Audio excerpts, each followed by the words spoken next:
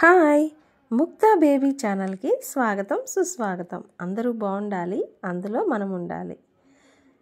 ముందుగా అందరికీ వినాయక చవితి శుభాకాంక్షలు అండి.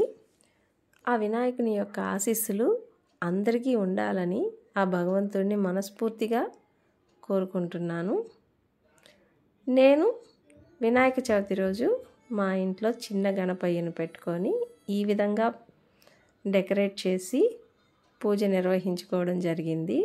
నాకు తెలిసిన విధంగానే నేను పూజను చేసుకోవడం జరిగింది. పూజ చేసుకున్న తర్వాత వినాయకుని యొక్క కథను వినడం జరిగిందండి. ప్రతి సంవత్సరం నేను పుస్తకంలో చదివి అందరికీ వినిపిస్తూ ఉండేదాన్ని. ఈసారి పుస్తకం అందుబాటులో లేనందువలన వినాయకుని వ్రతం యొక్క కథను నేను యూట్యూబ్లోని వీడియో ద్వారా వినడం జరిగింది. అసలు ఈ కథ ఎందుకు వినాలి?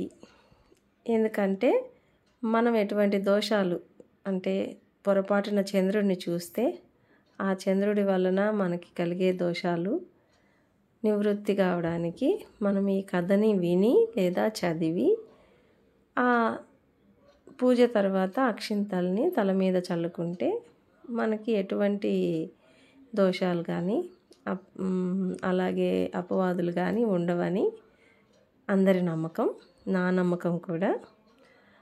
అయితే ఈ కథని సింపుల్గా మీకు నేను చెప్పాలనుకుంటున్నాను. గజాసురుడు అనే రాక్షసుడిని సంహరించిన తర్వాత శివుడు కైలాసానికి వెళ్ళాడు.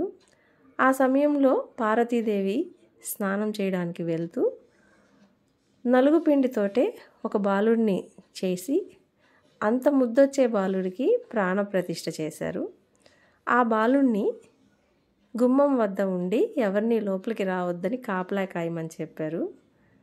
అలా చెప్పినప్పుడు బాలుడు గుమ్మం వద్ద కాపలా కాస్తూ ఉంటే శివుడు లోపలికి రావడానికి ప్రయత్నించడం, బాలునికి శివునికి మధ్య మాటల వాదన, అనంతరం శివుడికి బాగా కోపం వచ్చి బాలుడి తలని ఖండించడం జరిగింది.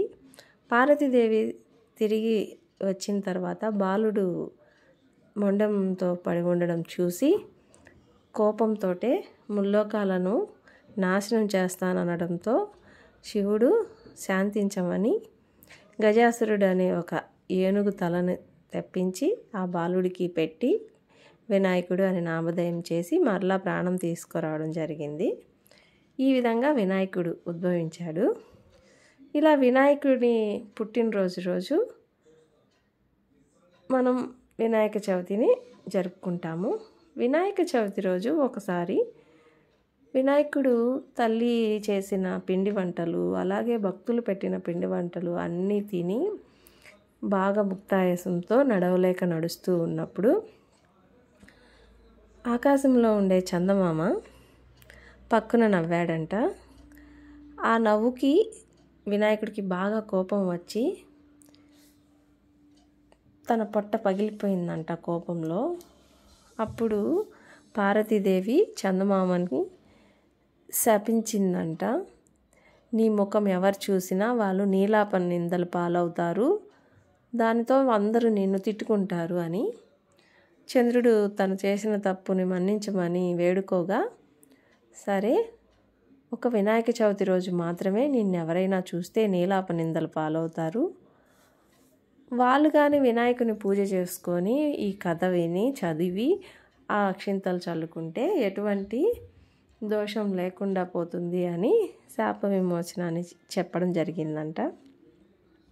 సో ఆ విధంగా ప్రతి సంవత్సరం అందరూ ఇట్లాగా వినాయకుని పూజ చేసుకున్న తర్వాత ఈ కథని వింటారు. ఒకసారి పాలల్లో కృష్ణుడికి వినాయకుడు చందమామ కనిపించాడంట. అప్పుడు చంద్రుడి దర్శనం వల్ల వినాయక చవితి రోజు కాబట్టి ఆ రోజు ఆయన వినాయకుడిని పూజించి అక్షింతలు చల్లించుకోలేదని ఇలాగా ఆయనకి సమంతకమని అపహరించాడు అనే ఒక అపవాదం వచ్చింది. శ్రీకృష్ణుడు దాన్ని నేను ఎటువంటి అపహరణ చేయలేదని నిరూపించుకోవడంతో సత్రాజిత్తు సత్యభామనిచ్చి శ్రీకృష్ణుడికి వివాహం చేయడం జరిగింది. సో ఆ కథనే మనము వినాయక చవితి రోజు వినాయకుడిని పూజించి ఆ కథని చదివి లేదా విని అక్షింతలు చల్లుకోవడం వల్ల మనకి కలిగిన పాపాలు నివృత్తి అవుతాయి. ఇది ఈ కథ యొక్క వృత్తాంతము.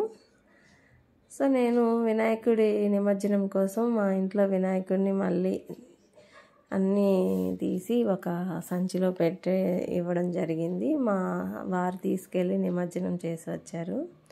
తర్వాత నేను నెక్స్ట్ డే మా ఏరియాలో ఉండే 5 వినాయకుల దగ్గరికి వెళ్ళానండి. చూడండి సెట్టింగ్ ఎంత బాగా చేశారో, అసలు డెకరేషన్ చాలా చాలా బాగా చేశారు ఈ వినాయకుడి దగ్గర అయితే. మా ఏరియాలోకి ఇక్కడే ప్రతి సంవత్సరం చాలా పెద్ద వినాయకుడిని పెట్టి అలాగా చేస్తారు. ఈ వీడియోలన్నింటినీ యాడ్ చేయడంలో ఆలస్యమైనందువలన వీడియోని లేట్గా పోస్ట్ చేస్తున్నాను. అందరికీ ధన్యవాదాలు.